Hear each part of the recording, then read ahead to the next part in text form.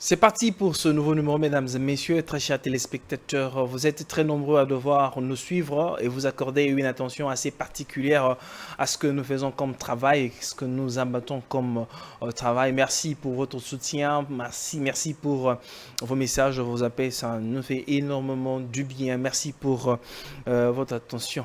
Vraiment, merci d'être vraiment attentionné à ce que nous faisons. Aujourd'hui, nous allons devoir parler, cette émission fait carrément suite à l'émission précédente, à deux hommes des dieux que j'ai reçus la semaine dernière, où nous avions parlé sur un sujet fort intéressant. Dieu confirme-t-il, ou bien comment Dieu confirme-t-il un homme de Dieu dans la nouvelle alliance, ou un serviteur, ou encore un ministère? Alors ça nous a amené à revenir encore sur ce plateau, sur la demande des serviteurs de Dieu qui sont ici sur le plateau pour parler de cette question aussi importante en ce qui concerne la sémence du serpent. C'est une question ou bien un sujet qui est tellement demandé. Bon, il y a toujours une lumière d'une certaine façon.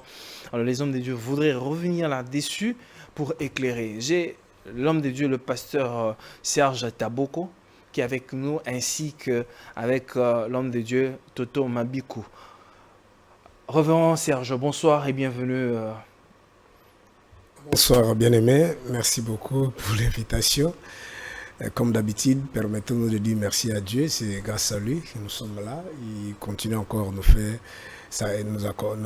apporter sa grâce, il nous fait du bien. Le souffle de vie il nous a encore laissé cette opportunité de respirer. C'est pourquoi nous les remercions, nous les disons merci. Je profite par la même occasion pour saluer les débatteurs, surtout les téléspectateurs, ceux qui vont nous suivre à travers ton émission. J'ose croire que nous serons à la hauteur pour essayer d'édifier les enfants de Dieu, surtout des chrétiens en général, en particulier, même de nos croyants, ceux qui s'intéressent aussi au débat pour essayer un peu d'ajouter un plus dans leur foi. Sinon, je vous en prie, merci. Très bien, il y a un téléspectateur qui m'a écrit pour me dire qu'il vous aime bien. Ah, merci beaucoup. Très merci. bien.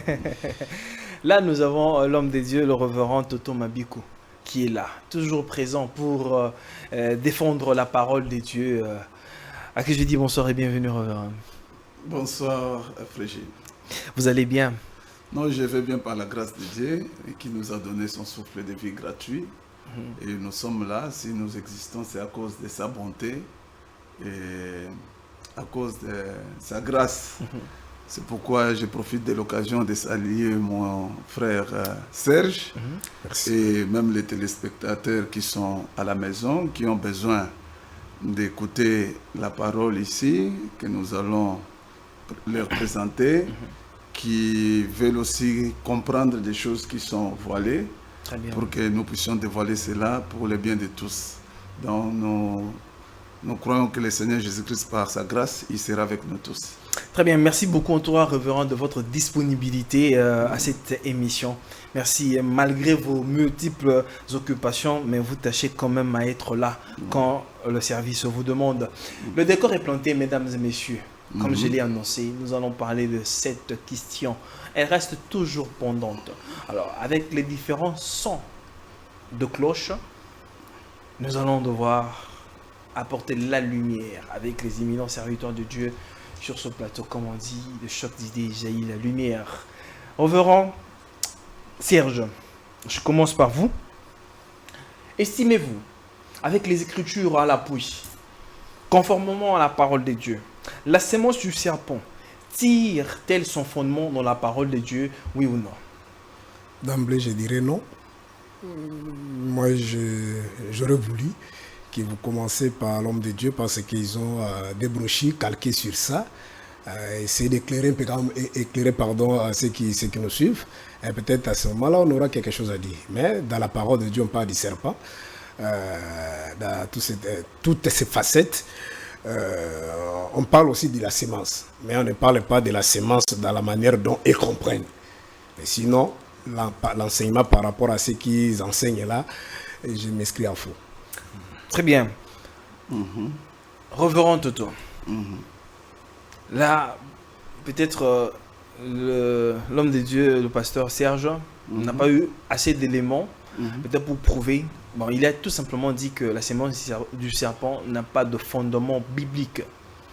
Premièrement, première question. La sémence du serpent a un fondement biblique, selon vous? Et oui, si oui, pourquoi? Non, pas selon moi, selon le Seigneur Jésus-Christ. Selon les Écritures. Oui, selon le Très Seigneur bien. Jésus-Christ, selon Moïse, selon les apôtres. Très bien. Et nous allons lire ça pour prouver directement. C'est dans Genèse 3, nous pouvons lire le verset 15. Je mettrai l'inimitié entre toi et la femme, entre ta sémence et sa sémence. Celle-ci t'écrasera la tête et tu lui briseras les talons. Ok. Donc, ça c'est le Seigneur Dieu parlant au serpent, qu'il mettra l'inimitié entre la sémence du serpent et la sémence de la femme. Dans d'autres versions, il est dit ta postérité et la postérité de la femme.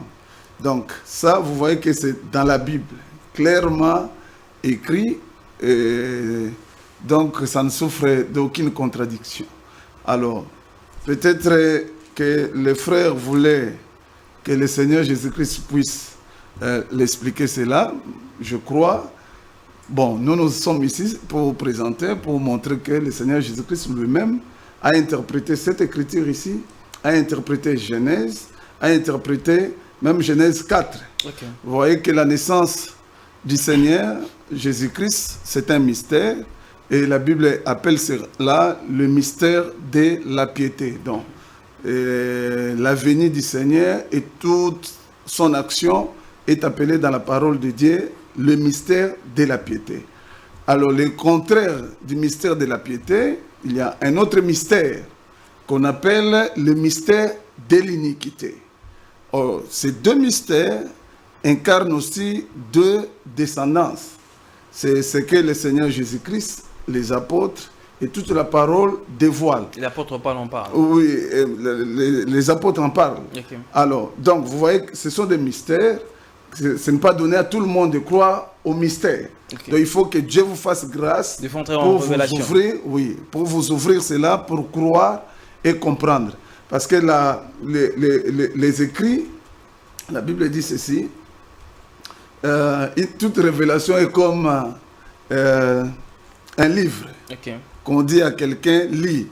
Et il dit, bon, je ne sais pas lire, je sais lire quelque chose de ce genre-là. C'est écrit dans la parole de Dieu. Donc, toute révélation a besoin que Dieu ouvre l'intelligence de la personne pour que la personne puisse saisir la quintessence de ce qui est dit, de ce qui est écrit. Donc, si le Seigneur n'ouvre pas, bon, on peut discourir du matin jusqu'au soir, personne ne comprendra. Donc, c'est pourquoi nous sommes ici pour aider avec les Écritures. Ceux qui sont de Dieu, Dieu les éclairera. Mais ceux qui ne sont pas de Dieu, bon, ils auront le temps de continuer à prier. Peut-être Dieu va les révéler et ils vont comprendre. J'insiste, c'est des mystères. La Bible, c'est le mystère de la piété qui dévoile le mystère de l'iniquité.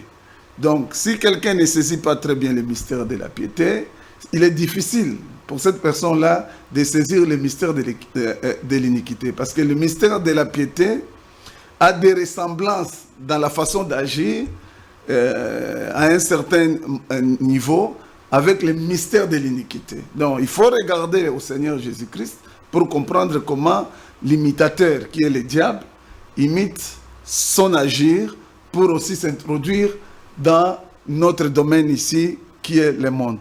Très bien.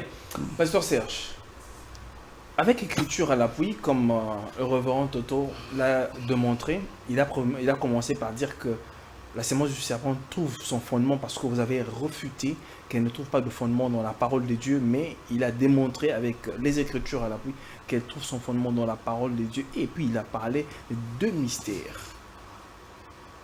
Dites-nous. Bon, malheureusement, je ne sais pas si vous avez compris. Moi, je n'ai rien compris. Moi, j'attends l'homme de Dieu puisse nous déballer. Qu'est-ce qu'ils attendent lorsqu'on parle, qu'est-ce qu'ils comprennent lorsqu'on parle de la sémence du serpent. Lorsqu'il vous dit, bon, je peux concéder, dans sa version, on dit la sémence du serpent. Je mettrai une limite entre ta sémence et celle du Du serpent. Du serpent. L'inimitié entre la semence de la femme et la semence du serpent. Dans plusieurs versions, on parle, je mettrai une inimitié entre ta postérité et la postérité du serpent. Vous comprenez? Bon, si nous restons même dans sa version, dans sa traduction, c'est lorsqu'on parle de la postérité, de la semence, on fait allusion aux graines, on fait allusion aux gènes, ou soit des gènes génétiques, c'est-à-dire là où il y a la provenance, on parle de l'originalité. Vous comprenez? On parle de l'originalité. C'est ça, donc. Moi, je vous ai dit, ici, quand j'ai pris dans mon propos introductif, j'ai dit le mot serpent dans la Bible existe. Le mot sémence aussi existe dans la Bible. Mais ce n'est pas dans leur compréhension. Moi, j'attends qu'on puisse nous démontrer les serpents, parce que dans ces coins, bon, vous me poussez de parler. Dans leurs enseignements, on nous dit, soit ils nous disent que les serpents cohabitaient avec, si c'est Ève et Adam, et ils ont produit, parce qu'il faut aussi allusion à tout ce que Jean-Baptiste a dit dans Matthieu chapitre 20, la race du serpent. C'est là où moi je l'attends. Je l'attends qu'il puisse nous démontrer comment la semence, là, c'est comment concrètement. Parce que le mot serpent existe dans la Bible. Très bien. Et moi, je n'ai pas la même compréhension du mot serpent dans la Bible que mon bien-aimé, que le pasteur. Je n'ai pas aussi la même compréhension de la semence que lui. C'est pourquoi je l'attends qu'il puisse nous démontrer les semences. Alors, si vous me laissez le temps soit de prêcher la semence, selon ma compréhension, selon la révélation que Dieu nous a donnée, là, je vais m'étaler. Mais si nous sommes venus ici parce qu'ils ont une leçon, ils ont des enseignements, ils ont des brochures. Lorsqu'il vous parle de la semence du serpent, il vous dit que le Caïn là, c'est le fruit de cohabitation entre le serpent et Ève. Donc, moi, je l'attends là. Très bien. Revenons Toto. Parce qu'on parle de la semence du serpent dans la Bible, on dit que le serpent a une sémence. Quand on parle... Ou une postérité. Une postérité. Disons que le serpent avait une postérité. Et l'homme, Adam, avait aussi une postérité, deux postérités. Question. Le serpent a-t-il, reptile ou bien comme animal, plutôt, la Bible parle du serpent comme animal, a-t-il commis adultère avec la femme, oui ou non? Alors, je vais te répondre par rapport à l'écriture, parce que ici, tout doit être prouvé par l'écriture. Tu vois, la faiblesse de mon co-débatteur, il fouille rapidement sur les brochures parce qu'il pense que les brochures c'est autre chose. Alors que les brochures, ce sont des prédications qui sont basées sur la Bible. Et deuxièmement, lui, si vous le suivez très bien, il veut que moi je dévoile ce que moi je crois. Alors que lui, il est venu défendre sa foi. C'est lui qui devait aussi dire qu'est-ce qu'il croit. Il n'a pas à attendre ce que moi je crois. Donc lui doit présenter ce qu'il croit par rapport à la semence. C'est quoi la semence? Comment lui il comprend cela. Et moi, de mon côté, je présente aussi parce que je sais, dans les Écritures, il y a une semence humaine, il y a aussi une semence de végétaux, il y a aussi des semences d'animaux. Donc, chacun doit présenter ce qu'il croit. Donc moi, comme je venais de vous dire à l'introduction, que je crois à ce qui est écrit. D'ailleurs, je vais lire. Vous voyez que c'est Moïse, d'ailleurs, qui jette le pavé dans la mare. Alors, je peux commencer au verset 9. Nous sommes dans quel livre? Genèse 3, au verset 9. Quand l'homme a péché, quand Ève a été séduite par les serpents, quand ils ont péché, Dieu a commencé un travail de chercher l'homme pour le ramener vers lui. Parce que l'homme est tombé et Dieu devait rechercher l'homme pour le ramener. Et Dieu, nous sommes au verset 9, mais l'Éternel Dieu appela l'homme et lui dit, où es-tu? Il répondit, j'ai entendu ta voix dans les jardins et j'ai eu peur parce que je suis nu et je me suis caché. Or, la femme et l'homme étaient déjà nus avant. Mais ici, quand Dieu lui pose la question, où es-tu? J'ai entendu ta voix parce que je suis nu. Parce que je suis nu et je me suis caché. J'ai eu peur parce que je suis nu, je me suis caché. Et l'Éternel Dieu dit, qui t'a appris? Ça, c'est au verset 11. Tous ceux qui sont à la maison, vous pouvez vérifier dans votre Bible.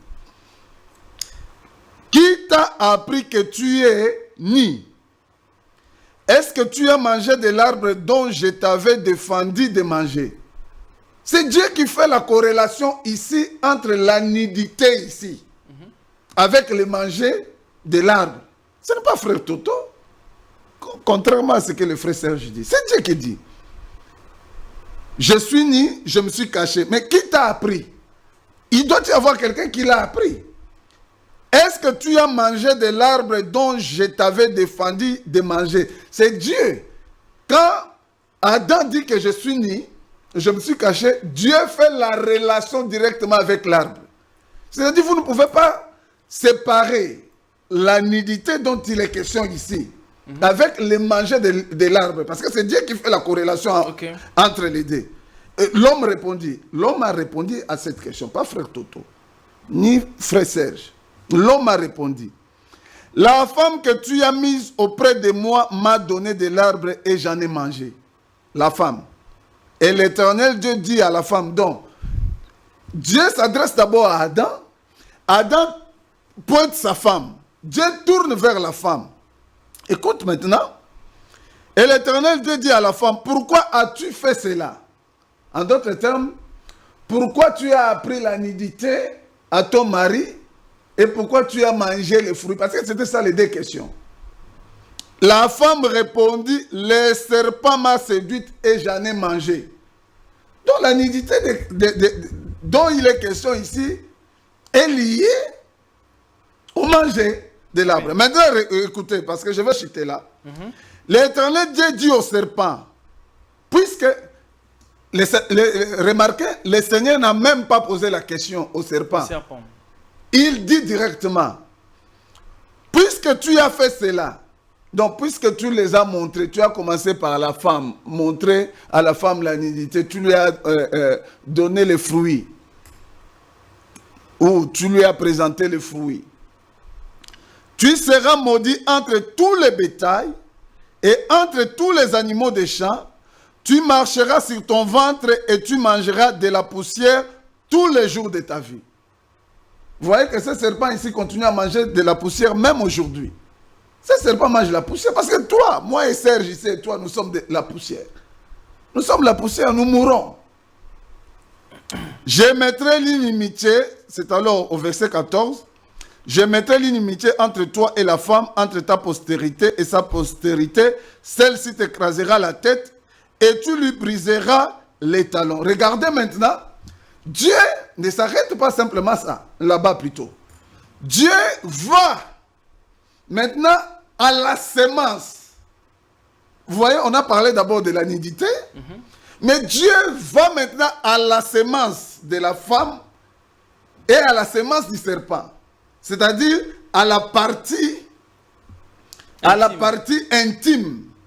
Parce que la postérité de l'homme vient par les parties intimes. Et la postérité du serpent, dans les naturels, vient aussi par ses parties intimes. Alors, donc, si quelqu'un ne comprend pas tout ça, ce n'est pas à moi de l'expliquer. Donc, vous voyez que Moïse est clair déjà dès le départ. Très bien. Merci. Merci beaucoup.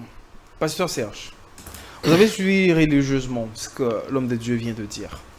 La sémence du serpent, il a dit comment, avec les versets dans Genèse 3, comment est-ce que le scénario, parce que la Bible mentionne très bien que la femme et l'homme et la femme étaient tous nus, mais ils n'en avaient point honte de leur nullité d'une certaine façon. Et la Bible parle de cette sémence. Donc, il fait la corrélation entre la sémence et puis avec la nudité. Et quand Dieu descend dans le jardin après que la femme ait mangé le fruit, il dit, qui t'a appris que tu es nu? Parce que ils étaient nus, mais n'en avaient point honte de leur nudité. Éclairez-nous sur la question. Bon, merci beaucoup, cher bien-aimé. Merci, je l'ai suivi. Et je l'ai vu en difficulté. Comment il est entré, il cherche comment coller des morceaux pour donner une explication. Mais nous allons essayer d'éclairer les enfants de Dieu. Là, ici, je suis dans le livre d'Ésaïe, chapitre 55, partant du verset 8. La Bible dit ceci. Je peux le lire. Très bien. Car mes pensées ne sont pas vos pensées, et vos voix ne sont pas mes voix, dit l'Éternel. Autant les cieux sont élevés au-dessus de la terre, autant mes voix sont élevées au-dessus de vos voix, et mes pensées au-dessus de vos pensées. Donc, les pensées de Dieu ne sont pas les pensées humaines. C'est lorsque Dieu, par exemple, parle de la nudité, il ne parle pas de la nudité charnelle. Lorsque Dieu, par exemple, parle de l'arbre, il ne parle pas de votre arbre charnel. Par exemple, lorsque Jean vous dit dans Matthieu chapitre Matthieu chapitre 3, il voit des scribes des pharisiens qui venaient dans son baptême, non pas pour se convertir, être baptisés et qu'ils soient sauvés. Il s'est rendu compte que ces gens-là venaient pour soit les tenter. Il dit, race de vipères qui vous a appris à fuir la colère à venir. Produisez donc le fruit digne de la repentance. Car la cognée est déjà mise à la racine. Tout arbre qui ne porte pas le fruit sera coupé. On ne parle pas des arbres charnels. C'est pas que votre manguier, si ça ne donne pas de fruits, alors prendre la machette, soit la hache pour aller couper. On ne parle pas de ça. Lorsqu'on parle de pierre dans la Bible, on ne parle pas de ça. Lorsqu'on parle de l'eau, lorsqu'on parle de l'homme dans la Bible, on ne parle pas de l'homme charnel comme mon bien-aimé. Vous voyez? C'est pourquoi, permettez-moi d'ouvrir quand même cette parenthèse. Okay. La Bible dit dans Genèse chapitre 1, l'Éternel Dieu dit, faisons l'homme à notre image. Il créa l'homme à son image, à l'image, à sa ressemblance. Dieu créa l'homme à son image, à l'image de Dieu. Maintenant, si nous tous, nous étions créés par l'image de Dieu, mais toi tu es noir, mais nous avons aussi des peaux blanches, des peaux rouges, des peaux jaunes. Qui a été vraiment créé de l'image de Dieu? Donc Dieu, il a quelle couleur? C'est-à-dire, on ne parle pas de choses charnelles. L'homme dont la Bible fait allusion, ça n'a rien à voir. Et je vais d'abord ramasser ce qu'il a dit tantôt et après donner la vie dans la vérité, dans ce que Dieu pense aux enfants. Allez-y. Transmettre comme un message aux enfants de Dieu. D'abord, lorsqu'il parle, il parle du serpent. Je rappelle à ceux qui nous sauvent que le serpent dont la Bible parle, ce n'est pas un serpent charnel, un serpent physique comme on a tenté de donner des révélations chez nos amis du message. Je rappelle aussi à ceux qui nous sauvent, c'est que le diable n'a pas de créature. Que ce soit les serpents. Et donc, toutes les créatures que vous voyez, est l'émanation de Dieu. Donc, lorsque Dieu veut parler, il utilise toujours les métaphores. Okay. Par exemple, Jésus dit dans Jean chapitre 15, il dit, mon père est le vigneron, moi je suis le vrai cep. Tout arbre enterré en moi, ou soit tout serment enterré en moi qui ne porte pas le fruit sera coupé et jeté dans les feux. Il ne parle pas de vos manguiers, il ne parle pas de serments charnels. Donc, les serpents ici, je vais donner l'interprétation, mais d'abord, il a dit que les serpents mangeront de la poussière de la terre. Demandez tous les scientifiques, allez même, je ne sais pas ici, il y a plus de serpents ici. Demandez tous ceux qui ont fait la biologie animale. Les serpents humains ici, les serpents charnels, pardon, ils ne mangent pas la poussière. Je dis bien, les serpents charnels ici ne mangent pas la poussière. Les serpents mangent les œufs, les serpents mangent les poissons, les serpents, vous voyez, pardon, les boas, ils mangent même des êtres humains. Vous comprenez? Ils attrapent même des gibiers. Les serpents charnels ne mangent pas la poussière. Oh Dieu ne ment pas. Lorsque la Bible dit, tu mangeras de la poussière de la terre. C'est-à-dire, lorsque nous allons dans la faisabilité, dans la pratique, il faut vérifier, voir que les serpents mangent la poussière. Oh, les serpents charnels ici ne mangent pas la poussière. Alors, il faut maintenant comprendre quel est ce serpent dont la Bible parle. Il dit encore, ils sont restés nus. Je le rappelle encore, si toi, nos frères du message. La nudité dont la Bible parle, ce n'est pas aussi la nudité charnelle. Apocalypse chapitre 3, partant du verset 14. Prenez juste le verset 17. Dieu parle à l'église de Laodicée.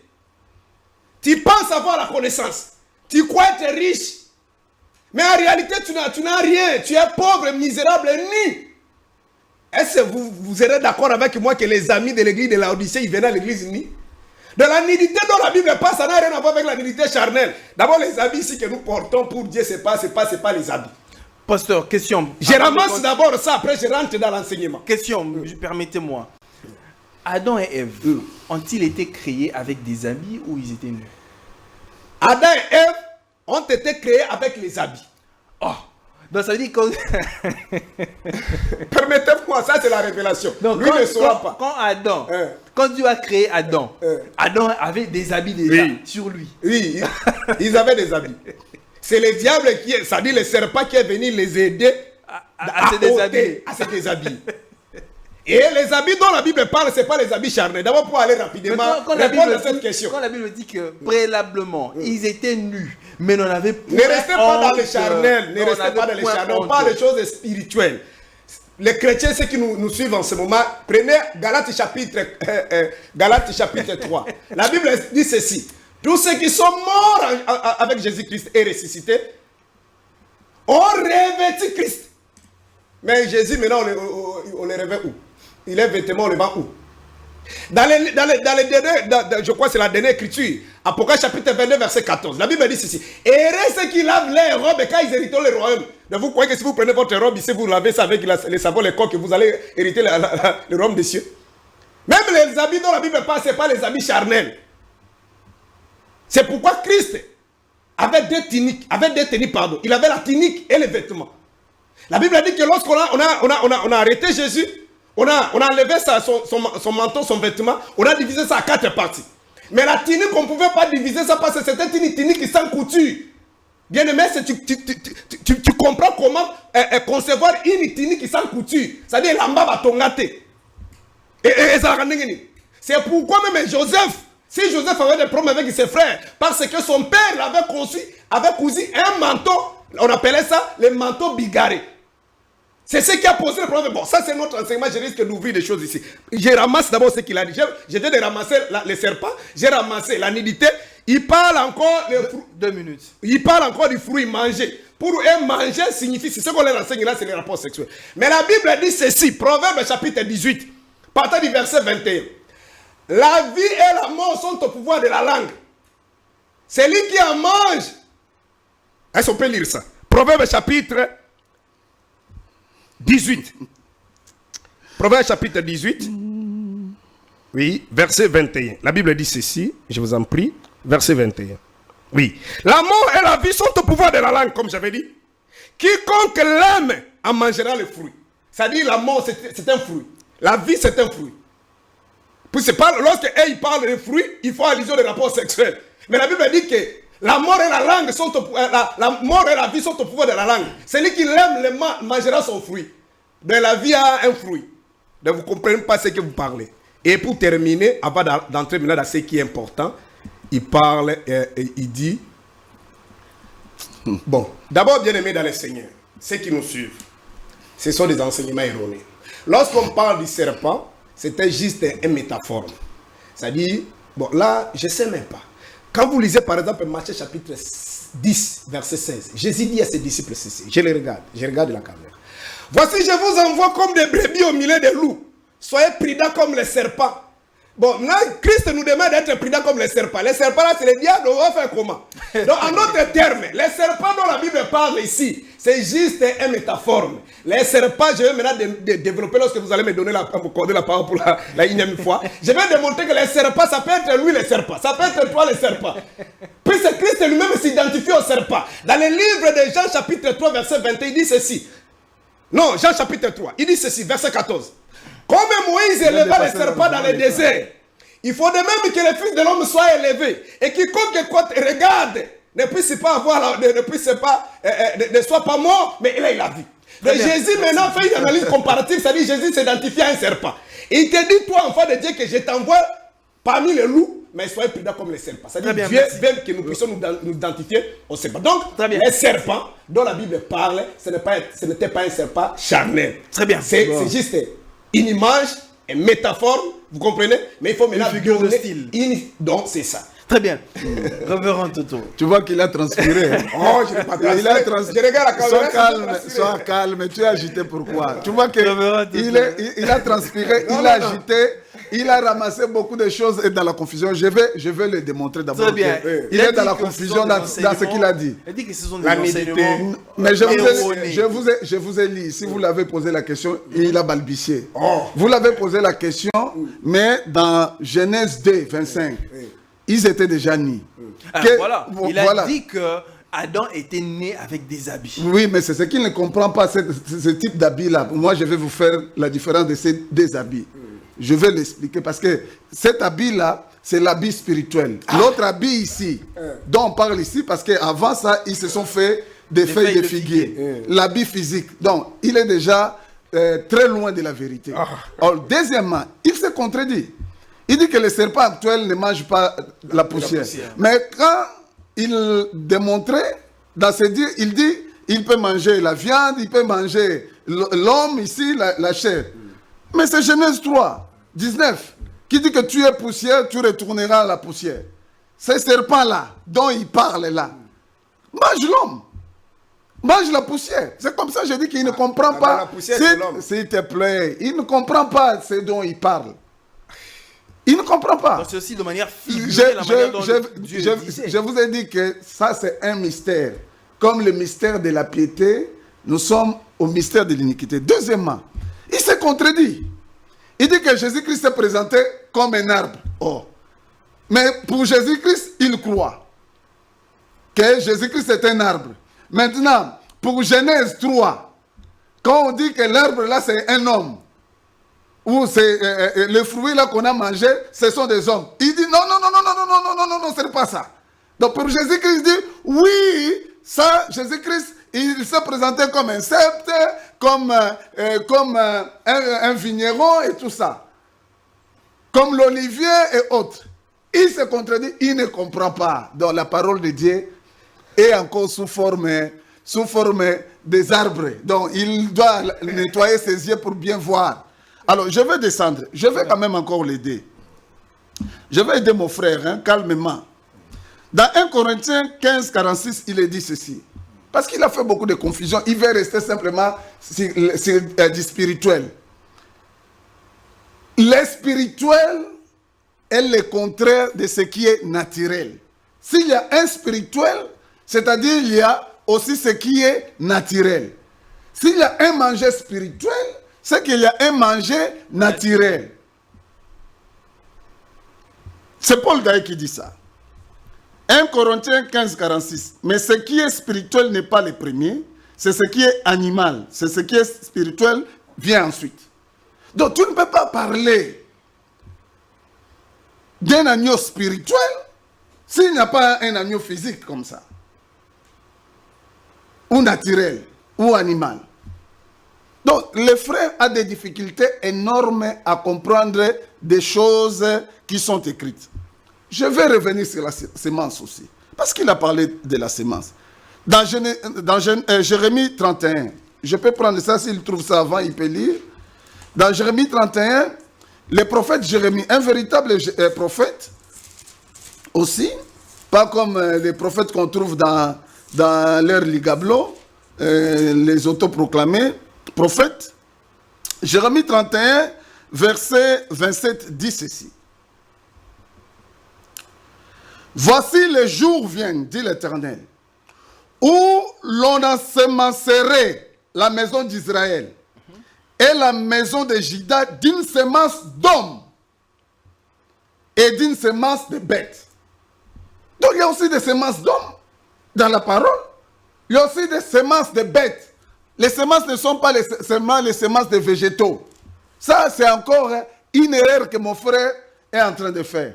Donc, vous voyez que la semence du serpent est une réalité. C'est pourquoi, quand tu lui as posé la question, par exemple, mais quand le Seigneur parle de la postérité, qu'est-ce que cela signifie?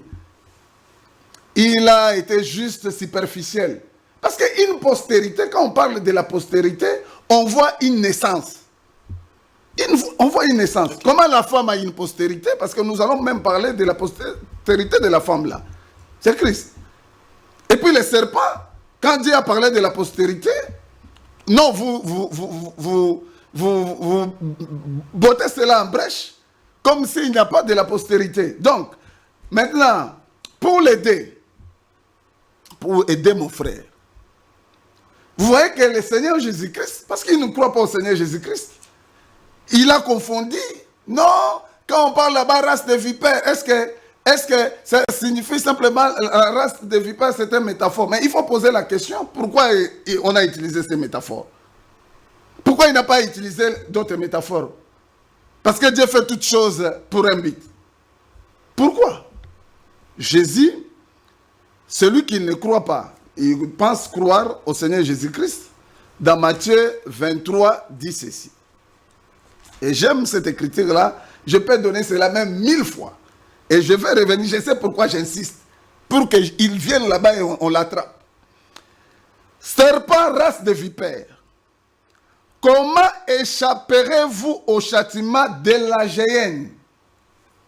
C'est pourquoi voici, je vous envoie des prophètes, des sages et des scribes. Vous tuerez et crucifierez les uns. Il n'a pas dit tout le monde. Vous battrez des verges les autres dans vos synagogues et vous les persécuterez de ville en ville. Écoute maintenant, là où Jésus-Christ rentre dans Genèse. Ce n'est pas Frère Toto. C'est Jésus-Christ qui rentre dans Genèse 4.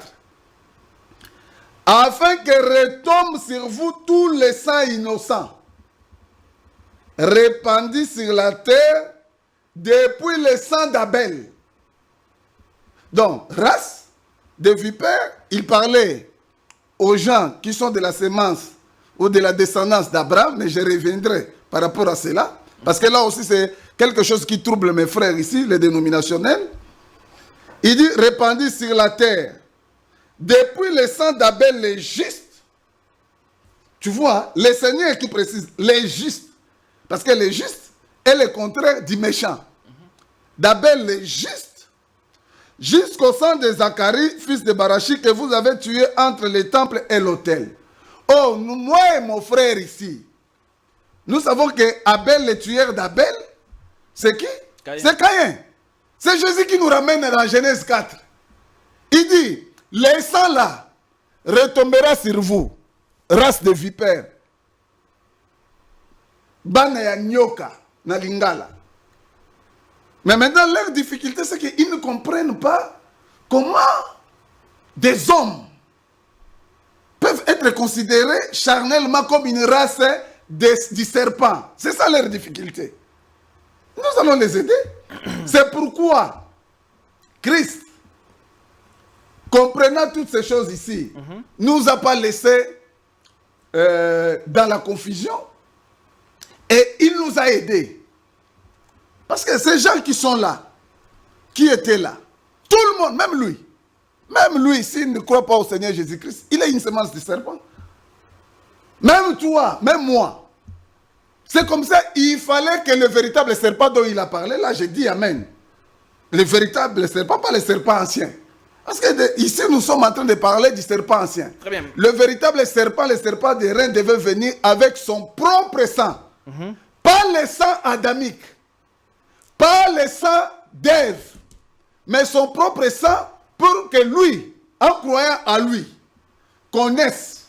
Parce qu'il y a deux types de naissance. La naissance de la femme et la naissance en Dieu, ou la naissance de Dieu. On naît en Christ pour que maintenant on commence à vivre par lui. Très bien. Alors voilà, donc Christ est venu comme l'antidote de cette semence-là du serpent. Or, vous ne pouvez pas parler de Christ simplement spirituellement sans parler de Christ physiquement. Parce que le Christ est monté à la croix physiquement, il a versé le sang.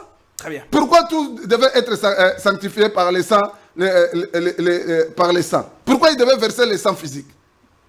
Merci beaucoup, Frère Toto. Alors, Pasteur Serge, quand nous lisons dans Genèse chapitre 3, la Bible dit que le serpent était le plus rusé de tous les animaux des champs que l'Éternel Dieu avait fait. Et il poursuit plutôt. Il dit à la femme, là maintenant c'est le serpent, Dieu a-t-il réellement dit, vous ne mangerez pas de tous les arbres du jardin? La première partie, le serpent était un animal le plus rusé de tous les animaux que Dieu a créés. Et puis, il y a eu maintenant une conversation entre le serpent et la femme. Merci beaucoup. D'abord, quand vous parlez... Quand vous lisez la Bible, vous serez d'accord avec moi. Lorsque la femme mange les fruits, la Bible dit, elle donna à son mari qui était à côté d'elle. Oh, la Bible dit, a précisé que quand Ève mangea le fruit, Adam était à ses côtés. Mais elle a donné à son mari, lisez. Quand la femme a vu que le fruit était beau à voir et bon à manger, elle a pris le fruit, elle a mangé et elle a donné à son mari. Question. Révérend, pourquoi le serpent s'en est pris ou bien s'est attaqué à la femme et non à l'homme? Bon, ça c'est un autre mystère. Éclairez-nous parce que... Le problème, c'est que nous sommes venus dans ces débats, c'était parce qu'il est dans tout, dans les méli-mélo. Le débat, c'était d'éclairer les enfants de Dieu. Parce que dans leurs enseignements, il faut croire aux chrétiens que les serpents-là, c'est l'image du diable qui a couché avec Ève et ils ont donné naissance à un enfant qu'on appelle Caïn. C'est peut-être là, il ne veut pas arriver. Vous comprenez? Alors, et nous disons que ce sont des enseignements erronés, ce sont des choses imaginaires, des incantations. Je viens de vous lire Genèse 3 ici. La Bible précise et montre comment il est en train de détailler le serpent et la conversation qu'il a eue avec Ève. Bon, dans la Bible, il n'y a pas seulement... Le serpent n'est pas le seul animal ou la seule créature dans la race animale qui a parlé avec l'homme. Vous serez d'accord avec moi? L'âne de Balaam a parlé aussi, a échangé avec Balaam. Vous serez d'accord avec moi que le poisson a parlé avec Jonas. Ça, ce n'est pas un débat. Pour nous, ceux qui croient au vrai message, dans la vérité, dans la spiritualité, c'est-à-dire Dieu, lorsqu'il veut enseigner son peuple, utilise d'autres créatures. Il peut par exemple parler, vous donner par exemple les métaphores d'image par exemple d'une pierre. Il dit si vous ne voulez pas faire ça, voilà je vais faire à cette pierre ça. Si vous voulez, je vais utiliser peut-être cette montagne. Il va utiliser par exemple, vous serez d'accord avec moi, il y a même la Pologne, la parabole dans les livres de Juges, chapitre 9, verset 7. Où les arbres se réunissaient, les arbres ont organisé une réunion pour chercher un roi parmi eux. Les arbres sont allés voir Olivier. Olivier a dit, moi je décline. Les arbres sont allés voir la vigne décline. Les arbres sont allés voir les figuiers. Donc les arbres s'organisent. Dans la Bible, les arbres parlent. Et dans la Bible, les serpents aussi parlent. C'est juste une métaphore. Donc moi, je suis là pour détruire cet enseignement erroné. Qu'on cherche à identifier les serpents charnels ici avec le diable. C'est pourquoi j'ai donné un exemple ici, que Jésus nous dit dans Matthieu chapitre 10, verset 16. Je vous envoie comme des brebis au milieu de loups, soyez prudents comme les serpents. C'est-à-dire, Dieu veut que nous puissions avoir les serpents comme un modèle. Vous comprenez maintenant? Les serpents comme un modèle. Maintenant, dans les enseignements, les serpents, c'est un modèle où c'est l'image, il représente le diable. Aucune créature ne peut représenter le diable. C'est-à-dire, c'est une métaphore. Parce que toutes les créatures, c'est Dieu qui les a créées. Mais si c'est une métaphore, pasteur, la Bible dit que quand la femme mangea le fruit, disons ça comme ça, leurs yeux s'ouvrirent et connurent, la Bible précise, et ils apprirent et connurent qu'ils étaient nus. Et la Bible continue encore pour dire que ils sont allés se cacher quand Dieu est descendu dans le jardin. Ils ont caché. Pourquoi? Ils n'ont pas caché la bouche. J'ai compris bien. Pourquoi ils n'ont pas caché la bouche, mais ils ont caché leurs parties intimes? Éclairez-nous. Vous avez lu, vous pouvez me donner ces versets-là qu'on a dit qu'ils sont allés cacher leurs parties intimes. Ça, c'est leurs interprétations. Mais la Bible dit qu'ils se sont cachés. Mais cacher, comment vous fait les feuilles de figuier. Comment vous réduisez ça que c'était dans les parties intimes? Ça, c'est grave. Vous entrez dans leurs enseignements diaboliques et c'est pas bien de non, les enfants. La Bible en parle.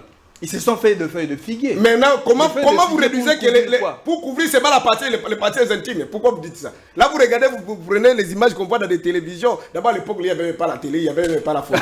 Il ne faut pas entrer dans ces histoires-là. Ça, ils sont des mystères. Donc, même les yeux dont la Bible parle, c'est toujours ce sont des yeux spirituels. Donc, la Bible ne parle que des choses spirituelles. En réalité, la Bible ne se contredit pas. La Bible, c'est complète. Vous serez d'accord avec moi ici, je suis dans Ephésiens chapitre 1er verset 18. La Bible dit ceci. Que l'Éternel Dieu puisse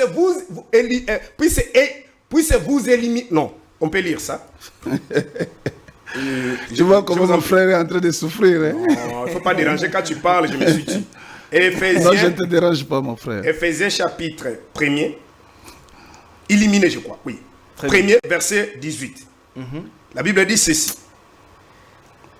Ok. Et qu'il illumine, oui, qu'il illumine les yeux de votre cœur. C'est-à-dire dans l'homme, il y a aussi des yeux, il y a les yeux charnels, il y a aussi des yeux dans le cœur.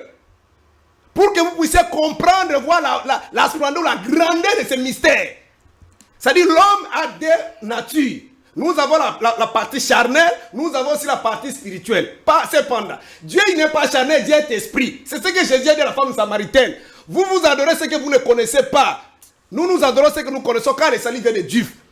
Ça ne sera ni sur les montagnes ni dans les temples de Jérusalem. Dieu est esprit. Qu'est-ce qui veut l'adorer? L'adoration ici, ce n'est pas le fait d'aller chanter à l'église. Ce qui veut l'adorer signifie servir.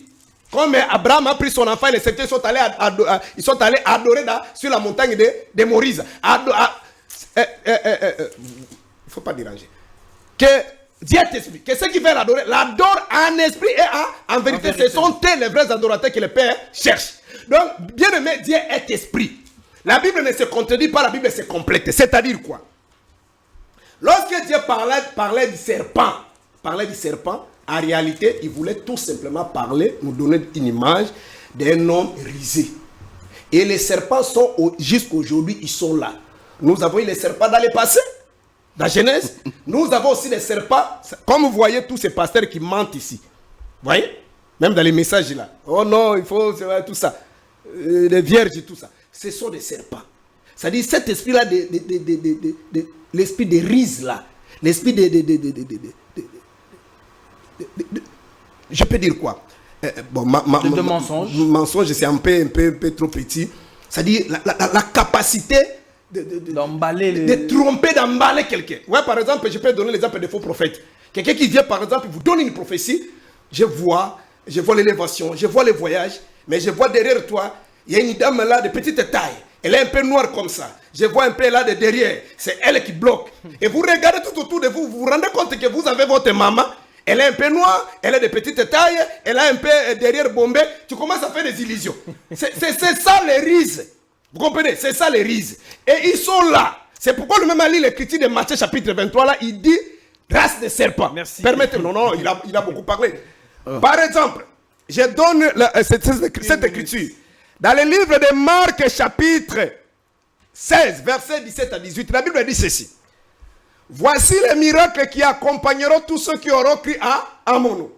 Vous chasserez les démons. Vous imposerez les mains aux malades et les malades seront guéris. Vous saisirez des serpents. Lorsqu'il va prendre la parole, les serpents qu'on va saisir là, c'est le diable, c'est les serpents que nous voyons dans les jardins zoologiques, c'est que les serpents. Vous n'estimez pas que si on doit... C'est pour vous dire que les serpents dont la Bible parle, c'est juste un mauvais esprit. Non, révérend, attendez un peu. Si on doit considérer vraiment la parole de Dieu, parce que vous voulez tout spiritualiser. Ce n'est pas moi. Non. Revenons à l'essentiel. La parole n'est pas charnelle. La parole de Dieu. La parole n'est pas charnelle. Très bien, je n'en disconviens pas. Revenons à la parole de Dieu. Oui. Que dit la Bible? Oui. Le serpent n'est pas la conséquence n'est pas la conséquence de la malédiction, parce que Dieu, quand il y a eu tout ce qu'il y a eu dans le jardin d'Éden, Dieu est venu, il a commencé. Le serpent, pourquoi tu as fait ça?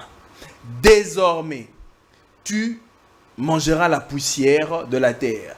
Donc ça veut dire que le serpent tel qu'il est, la forme qu'il a aujourd'hui, est la conséquence de la malédiction posée par Dieu. Et Dieu dit aussi, parce que si ça doit être toujours spirituel, Dieu maintenant commencera à maudire la femme. J'augmenterai les douleurs de ton enfantement. Et à l'homme, tu mangeras la sueur de ton front. Tout ça, c'est toujours spirituel. C'est spirituel. Or, tu veux me laisser le temps de t'expliquer? Je veux d'abord... Une minute.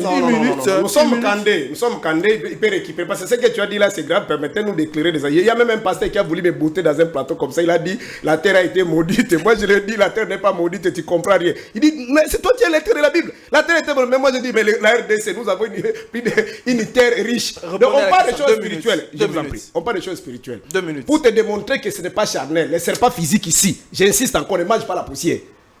Je le mets au défi. Nous sommes dans un média, un grand média. S'il y a un intellectuel qui me... Les serpents charnels. Le serpent rampe ou non?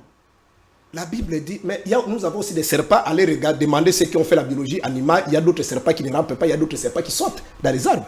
Oh. Je vous dis, il y a d'autres serpents qui sautent. qui ne rampent pas, qui ne rampent pas dans leur ventre. Il y a d'autres serpents qui sautent. À l'aide je vous parle de choses vérifiables. Donc, les serpents, c'est juste une image. C'est pourquoi la Bible nous demande, Dieu nous a donné le pouvoir de saisir les serpents. On ne parle pas de ces serpents ici. Dieu dit encore à la femme, le verset que vous avez dit. Je mettrai une limite entre toi et les serpents. Celle-ci t'écrasera la tête. En d'autres termes, si ce sont des choses charnelles, cherchez-moi une vipère. Appelez votre femme comme elle est chrétienne ou sa femme, surtout la femme de pasteur Toto. De venir poser sa main sur la tête de vipère. Et de ne pas fuir. De laisser aussi la vipère l'état de lui mordre, de blesser la femme. Parce que c'est charnellement. Ce sont des choses spirituelles. C'est juste une image, un langage, mais elle ne peut pas entrer dans ce code-là. Ce sont des choses codées. Aujourd'hui, c'est spirituel. Aujourd'hui, la femme est née comment? Mais basse, comment elle donne naissance? Là, je vais encore te scandaliser. Moi, je connais, même dans ma belle famille, parce que mon épouse est de l'autre du côté Kassaye. Ils ont même des médicaments. Si on donne une femme et pas comme ça, coucher ça crie. Non, on ne parle pas des médicaments. J'ai dit ceci. Vous-même, vous avez insinué ici que c'était une liste de malédictions que Dieu a donné au serpent, à l'homme et la femme. Non, il ne faut pas vous déranger. On a encore 6 minutes, à l'homme et la femme. Mais si tel est le cas, la Bible dit ceci, la femme elle couchera avec douleur. Et l'homme fera quoi? L'homme mangera avec les sueurs de son front. Mais c'est contradictoire. Nous avons aussi des hommes aujourd'hui qui travaillent, on attend 15 à 20 ans, ils ne sont pas payés, ils souffrent. Non.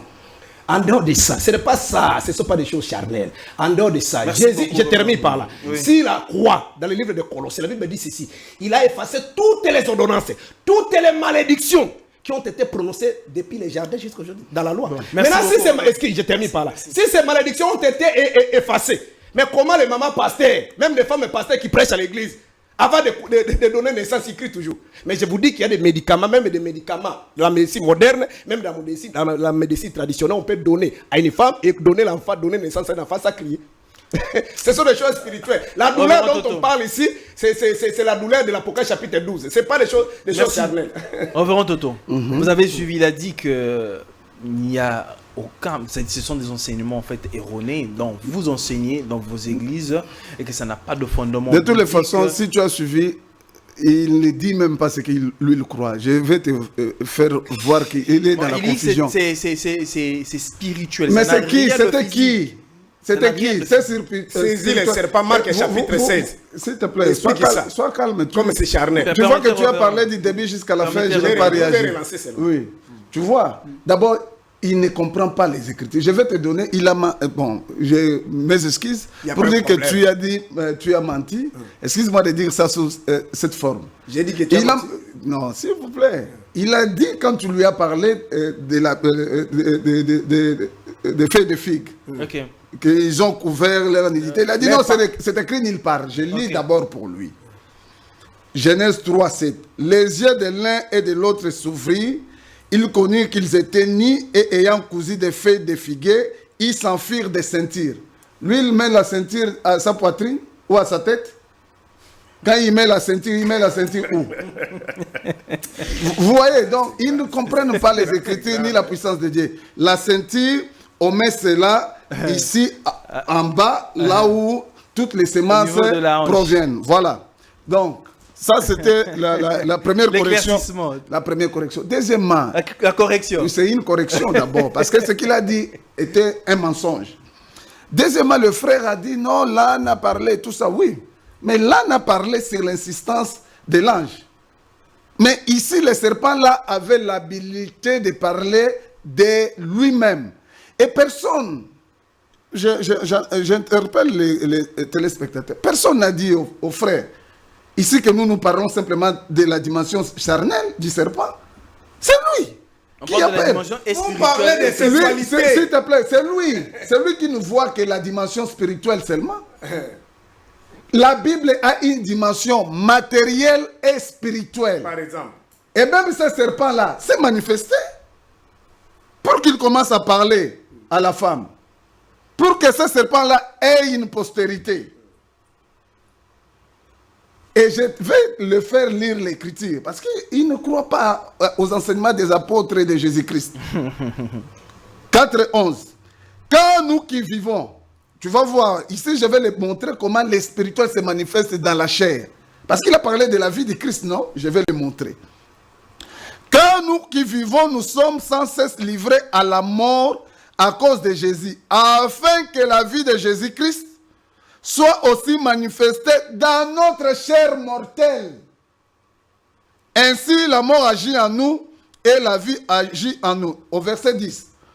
Portant toujours avec nous dans notre corps la mort de Jésus, afin que la vie de Jésus soit aussi manifestée dans notre corps. Donc lui va dire ici que la vie de Jésus est matérielle. La vie de Jésus-Christ n'est pas spirituelle. Mais Paul dit que, écoute-moi d'abord. Non, mais je te montre l'écriture où Paul, un véritable apôtre, montre que cette vie spirituelle-là se manifeste dans la chair, dans le corps, dans le charnellement. Si tu as la vie de Christ, on doit voir cela produire les œuvres. Dans le corps ici, produire les œuvres là. C'est-à-dire quoi, ici, dans les bras? Oui, doit produire dans le corps ici. La vie de Christ, c'est la sainteté. Quand tu fais l'impudicité, c'est-à-dire que tu n'as pas la vie de Christ, ça doit se manifester. Mais pourquoi toi tu parles? Laisse-moi parler. Tu vois, la vie de Christ doit se manifester dans la chair. Ça, c'est Paul. Pas lui. Parce qu'il est un faux prédicateur. Il contredit les Écritures. Alors, maintenant, je vais le montrer un véritable apôtre. Parce qu'il a dit, non, vous voulez tout spiritualiser. Maintenant, je rentre.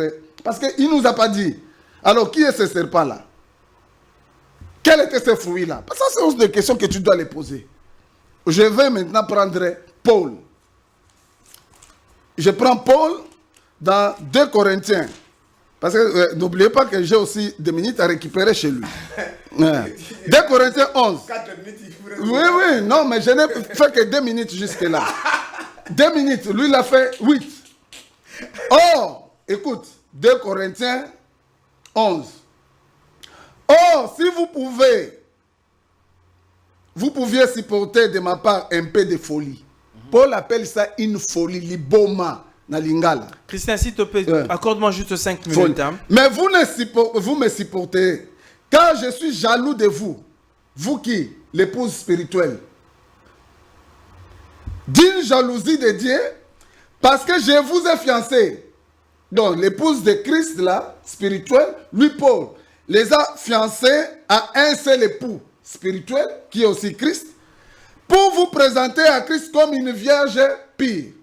Donc, il parle d'abord d'épouse spirituelle pour rentrer dans la dimension dont il parlait là. Donc, lui, Paul, amène cette épouse spirituelle là-bas comme vierge vers le Christ. Maintenant, suis.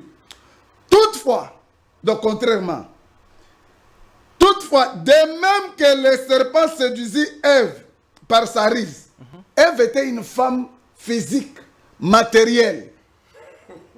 Je crains que vos pensées ne se corrompent et ne se détournent de la simplicité à l'égard du Christ. Donc, une femme mariée, le Christ a dit seulement, celui qui regarde une femme, un homme pour la convoiter, a déjà commis l'adultère avec cette personne-là. Ça, c'est le Christ. Paul montre ici que les pensées d'Ève s'étaient détournées de son mari. C'est le Christ qui considère ça comme adultère. Ce n'est pas frère Toto.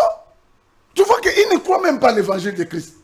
Christ qui dit, celui qui regarde une femme pour la convoiter a déjà commis l'adultère avec elle. Pour rester dans la dimension spirituelle dont il évoque ici. Maintenant, Paul dit, contrairement à la femme spirituelle qu'il devait présenter comme étant vierge auprès du Seigneur Jésus-Christ, la femme physique naturelle d'Adam s'était détournée de son mari. Comment? C'était détourné par les pensées. C'est-à-dire, elle a regardé ailleurs. Ils étaient tous soudés là-bas. Et maintenant, je vais entrer. Sois calme, frère. Je vais même expliquer cette expression.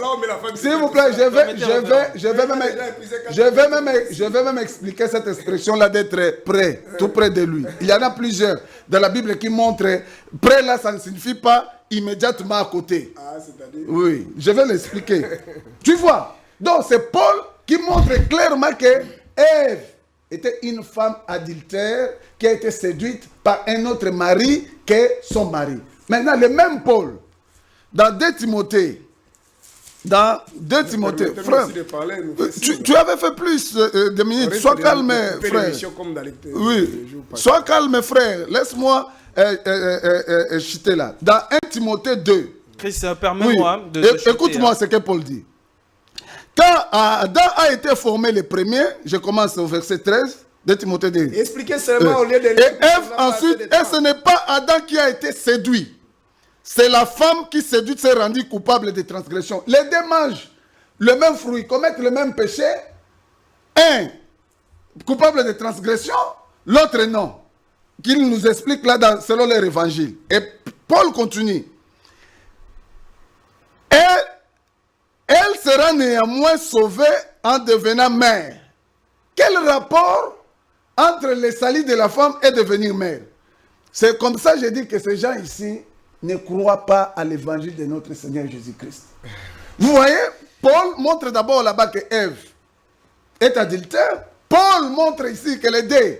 Donc ce n'est pas Adam qui a été séduite, mais c'est Ève et qui s'est rendue coupable. Parce que la séduction dont il parle ici, Paul parle ici dans 1 Timothée 2,14, ce n'est pas la séduction spirituelle, bien que toute séduction commence par la pensée. Mais cette séduction, c'est la séduction charnelle. Parce que si c'était une séduction spirituelle, les deux, la femme et l'homme, devaient être coupables de la transgression. Oh, ça, c'est spirituel parce que la femme a mangé le fruit avec un autre mari qui n'était pas son mari. Donc, et ce qu'ils ne comprennent pas, c'est dans la parole de Dieu. Et nous allons revenir sur ces questions pour clarifier et aux pasteurs et à ces croyants. Très bien. Alors, nous allons chuter par là. Reverend, vous avez, je crois, 3 minutes. Hein. C'est par là que vous chutez votre mot de la fin. Alors, vous avez suivi, le pasteur a donné les Écritures, il a expliqué, ainsi de suite. Éclairez-nous, et c'est par là que vous êtes seul à comprendre ce qu'il explique, mais apparemment, il est en train de tâtonner. D'abord, la chair dont la Bible parle, ce n'est pas la chair charnelle. Vous lisez apôtre Paul dans Galatie, dans Éphésiens. D'abord, Éphésiens chapitre 10 dit, vous étiez tous morts parce que vous marchez autrefois selon les désirs de la chair. Ce n'est pas la chair physique ici qui marche. De la chair dont on parle là, depuis même, il est allé plus loin. Dans Éphésiens chapitre 5, partant du verset 22, il dit, on doit renouveler, de détruire l'homme ancien. C'est l'homme ancien là, la chair là. Ce n'est pas la chair charnelle ici. Ce n'est pas cette chair ici. Donc, il faut les démontrer. On dirait apparemment, tout est spirituel. Il n'y a rien de naturel. Il faut savoir, bien aimé. Il faut savoir ceci. Dieu d'abord, il est esprit. Il faut aussi comprendre que celui qui va hériter le royaume des cieux, c'est pas cette chair. C'est l'homme intérieur. L'homme est double. L'apôtre Paul le souligne dans le livre de 2 Corinthiens. Je vous en prie.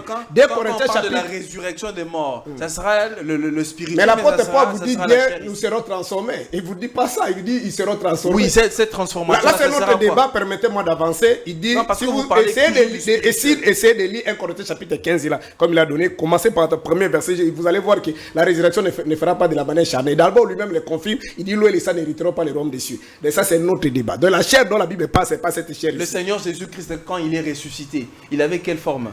N'est-ce pas le corps ici? Non, mais lorsqu'on a voulu le toucher, il a dit ne me touchez pas.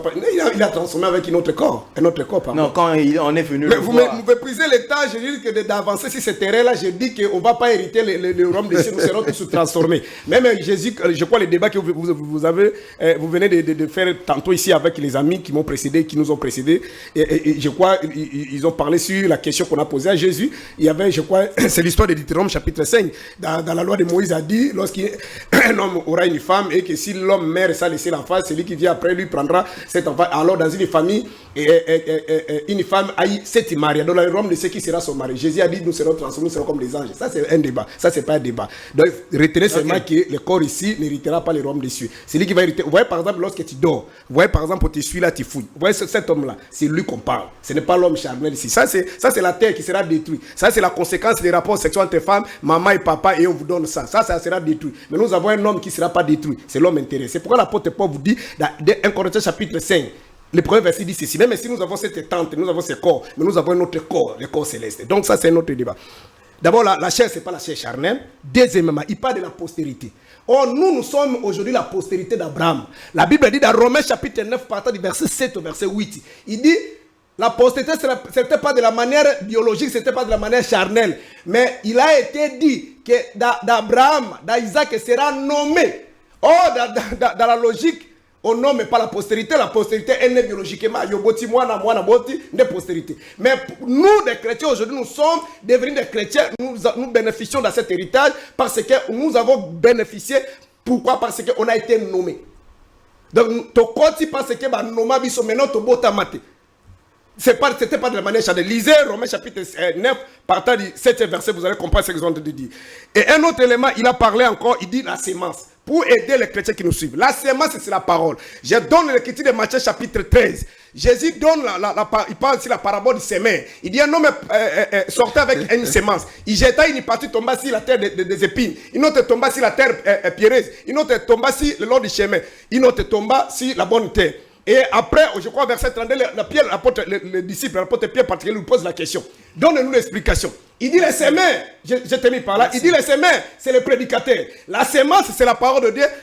Marc chapitre 4, verset 14. La semence, c'est la parole. 1 Pierre chapitre 1, verset 23, on dit, on a été racheté, non pas par la semence corruptible, mais par une semence incorruptible qui est la parole. Donc la semence, c'est la parole. La semence, ce n'est pas le fait de jeter vos germes dans le corps de la femme, mais là, ce sont des choses charnelles. Merci beaucoup. Bon, vous m'avez coupé, donc on a voulu juste démontrer que tout ce qu'on parle là, des Genèse à Apocalypse, ce sont des choses spirituelles pour vous sauver, pour avoir la vie éternelle. Révérend Toto, la sémence dont on parle, ce n'est pas une sémence. Non, je vous ai dit que le frère ne connaît pas les Écritures. Très bien, vous avez d'abord, s'il te plaît, d'abord, Matthieu 13 là, le Seigneur Jésus-Christ parle de deux types de semences.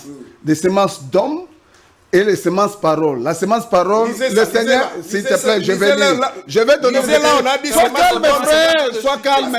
Je vais lire. Mais frère, sois calme. Pourquoi tu es agité toujours? Alors, le Seigneur Jésus-Christ, quand vous lisez Matthieu 13 au verset 36 jusqu'à 40, le Seigneur interprète une des paraboles.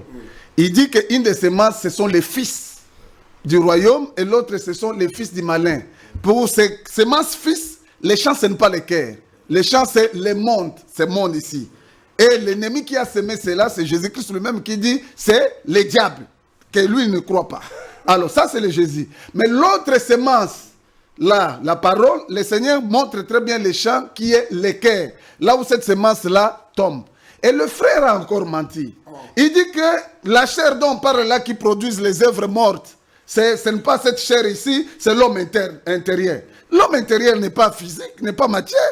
La semence qui a des désirs, ou la chair qui a des désirs, le corps qui a des désirs, c'est cette corps ici. C'est cette corps ici, c'est Paul qui le dit dans c'est Paul qui le dit dans Romains 7. Je peux même lire si j'avais le temps. Si j'avais le temps, je pouvais lire ça.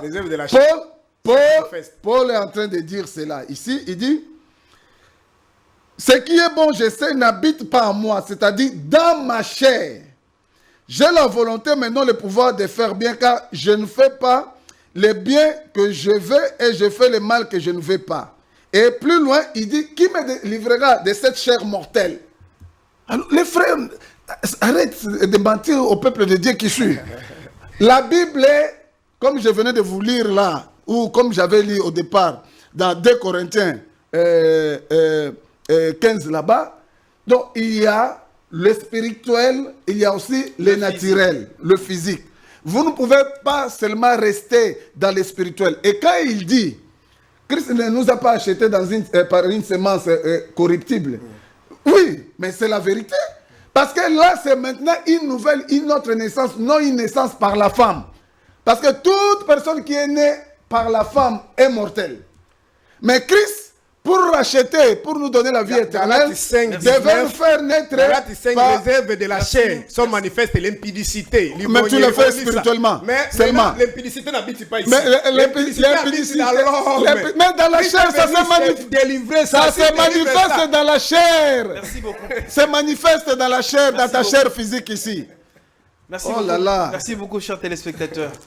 Merci beaucoup à Christian. On se retrouve très prochainement. Que la paix soit avec vous. Et que Dieu vous bénisse. Merci beaucoup. Merci beaucoup. Tu as vu que le pasteur a transpiré. Hein? Parce que mentir n'est pas facile devant la parole.